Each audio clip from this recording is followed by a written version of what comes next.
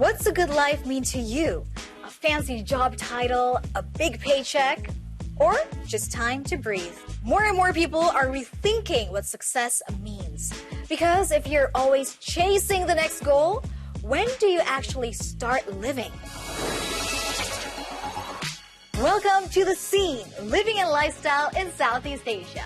Today, we dive into the daily challenge between work and personal life. Honestly, mine feels a little bit out of sync lately. As a working mom, my days are a mix of meetings and a toddler chaos with coffee as my co-pilot. So, how are others making it work? We spoke to people carving their own paths. Minimalists in Jakarta, city escapees embracing rural life in Indonesia, and a successful entrepreneur who's found a joy in giving back. But it raises a bigger question. In a world split between survival, excess, and escape, what are we really chasing? We go to Singapore, a city that never slows down. Behind its gleaming skyline, thousands of foreign domestic workers keep it running. Many of them are women from the Philippines, whose own lives remain in the shadows of the families they care for. Their work-life balance? Almost none. 6 days a week, they clean, cook, and raise other people's children while their own grow up far away. But even in the few hours of freedom they get, some manage to reclaim a sense of self through creativity, art, and solidarity. I am a domestic worker myself and still can write poetry. So I just enroll in baking so that I take my cam, then I take photo. 3 Filipinas working as domestic workers here in Singapore. 3 of a million stories. We meet Janelyn from a small village on the Philippine island of Luzon. 10 years ago, she left for Singapore to work as a domestic helper, her only goal to give her daughter a better life. But the beginning was anything but easy. I came from a village, nobody shouted at me, and then I came here to work, and then suddenly you people are like just randomly shouting at us for a small matter. She eventually found a kind employer, but still needed a way to process everything she'd been through. That's when she turned to poetry. She's not just a she. She cried a million tears while cuddling the darkness with all her fears. Jane's poems soon became more than personal therapy. They gave a voice to thousands like her. 3 years ago, she published her first poetry collection and joined the Migrant Writers of Singapore, a platform where domestic workers share their stories through art. Today, between cleaning shifts and cooking duties, she runs poetry workshops and readings, proving that creativity can bloom anywhere. I always proud to say that I am a migrant domestic worker. Some people would say that, you don't have to mention that you are a migrant domestic worker. I say, why not? That's my job. Now we're meeting Irene for an evening walk. She came to Singapore 11 years ago to support her family, leaving her 3 daughters behind with their grandparents. sometimes I have this regret because when I came here, I didn't look after my kids, and then my eldest became pregnant so early. She didn't even finish her college because she already pregnant that time. But no choice, just accept it. On her day off, Irene browses a bookstore on Orchard Road, always on the hunt for new baking ideas. Baking has become her escape from stress and homesickness, a small joy that sweetens her routine. The next morning, we're set to meet Ruby, a Filipino domestic helper with a passion for photography. Her photos have even won awards. At a portrait workshop for migrant workers in Singapore, everyone's ready except Ruby.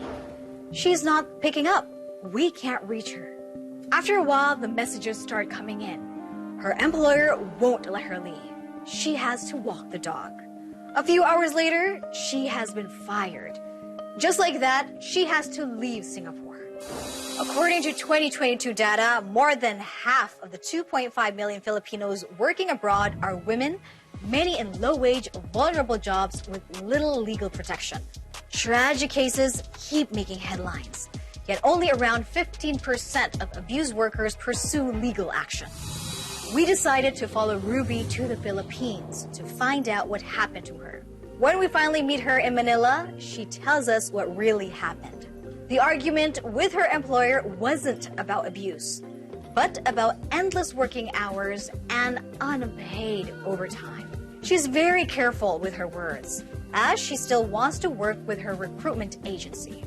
Working in overseas is really difficult. There's a lot of stress. In Singapore, last time I don't have the day off. There's always a two-story behind of the thing. But I'd rather not to talk. So I ended up going home. We were unable to get a statement from her agency. For now, Ruby is stuck in the Philippines, uncertain when or if she'll be able to work abroad again. To cope with that uncertainty, she turns to photography. In Singapore, she saved up for a second-hand camera and taught herself about lenses and light. When I do taking photos, it's there that I express myself. I like doing landscape, architectural. I like the detailed one. While waiting for her next job, Ruby keeps honing her photography skills. Her 4 kids depend on her. But what if money was no longer a concern? Is wealth the key to happiness, or just another illusion we keep chasing? To find out, my colleague Prita set out to explore what it really means to be rich. Meet Bobby, Indonesia's second richest man. Private jets, champagne, and a maid who carries his phone, except it's all a joke. But look at the numbers. It shows how obsessed we are with watching rich people, their lives, their stuff.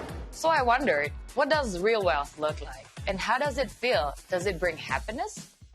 Indonesia has 33 billionaires, more than any other country in Southeast Asia, and plenty more millionaires. But these images, just stock photos, because the truly wealthy rarely show off their money. They prefer quiet luxury. Like Yuni, one of Indonesia's top interior designers. She creates high-end hotels and private homes. No talk of money, but she's done very well. For me as a human, it's important to know your limit. I feel I have enough. Yuni studied in Seattle and New York. Today, she lives in a sleek penthouse in one of Jakarta's most exclusive neighborhoods. Surrounded by luxury, she's asking herself a bigger question. What does wealth really mean? Kalau kekayaan itu banyak sekali diasosiasikan dengan materialistic. The true wealth actually is about health. Yeah, both physically and mentally, I think. And then the second thing that I thought is a good representation of wealth is your privilege to give and share to somebody else. That's why Yuni founded a unique fashion label. Every piece sold pays for a full school uniform for a child from a low-income family, and thousands have already received one. When you think you help people, other people, actually they're the one who are helping you. It's the other way around. We're the one who gaining stuff. Having financial security might offer peace, but it could maybe also come with fear of loss. The more you own, the more you have to lose. And owning little could feel freeing. So I met a community that lives by this idea. This idea inspired a community called Life with Less, founded in 2018 by Cynthia Lestari in Jakarta. What started as her personal crisis soon struck a chord showing how many want to escape the rush for status, luxury, and quick shopping highs. Kita dibentuk untuk menjadi konsumen yang cepat. Adanya fast production gitu ya, adanya fast selling, adanya live garage sale segala macam, itu membentuk konsumen juga jadinya berkonsumsi secara cepat dan menjadinya cepat bosan. Beli-beli barang itu bukan self healing ya. Beli-beli barang itu kan sebenarnya adalah retail terapi yang sifatnya itu sementara gitu.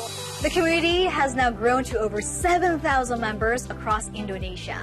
They meet regularly, like here in Jakarta, for swap events and shared inspiration. The goal, owning less, living lighter, and clearing both their homes and minds. Jadi makin banyak barang sebetulnya kita juga makin pusing untuk memanage-nya gitu di rumah gitu.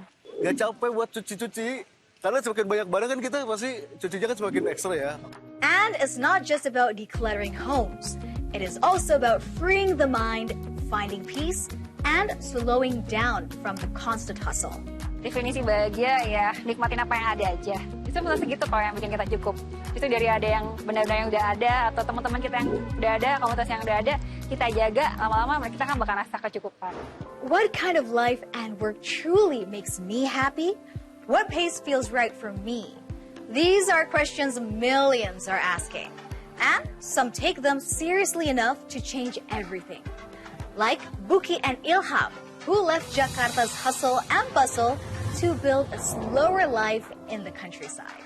Mungkin aku butuh waktu untuk sendiri, butuh waktu untuk refleksi mungkin gitu ya, dan mungkin aku butuh untuk lebih melambat gitu karena aku pengen melihat makna-makna di balik dari mana aku dapat makanan misalnya gitu ya. Kenapa sih aku berpikiran bisa nggak sih cari penghasilan atau cari nafkah yang kita tuh sebenarnya bisa juga menyeimbangkan kehidupan kita sebagai kepala keluarga gitu.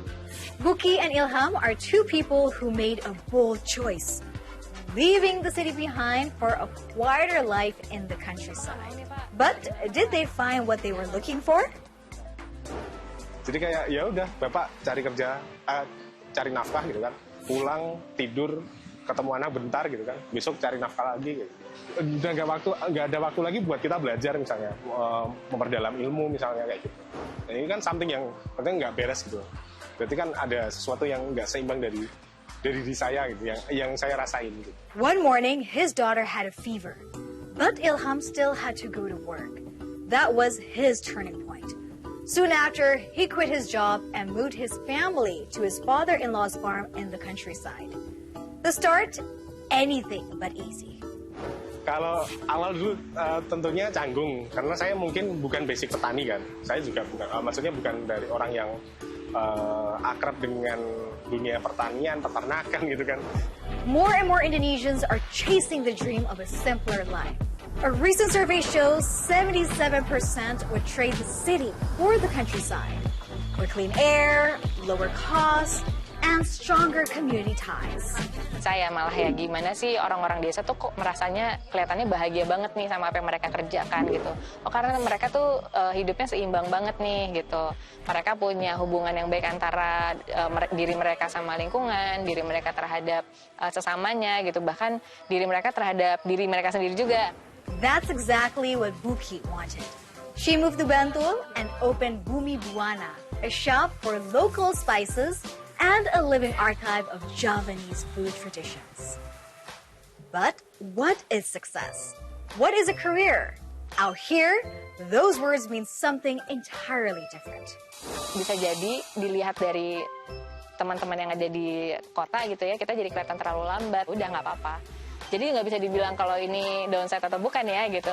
Masing-masing kalau memang sudah merasa ini cukup berarti ya memang sudah sampai situ aja. For Ilham, moving to the countryside even gave his career a new boost.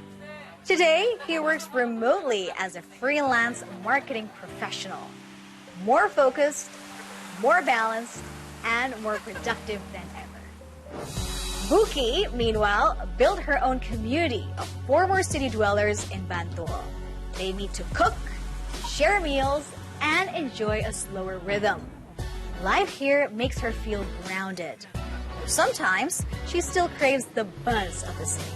Kalau misalnya lagi butuh inspirasi, aku butuh lampu-lampu, aku datang ke Jakarta, terutama ke jembatan Casablanca, ngeliatin kanan kiri di atas flyover, di kanan kiri ada gedung tinggi gitu, itu menurut aku inspiratif banget.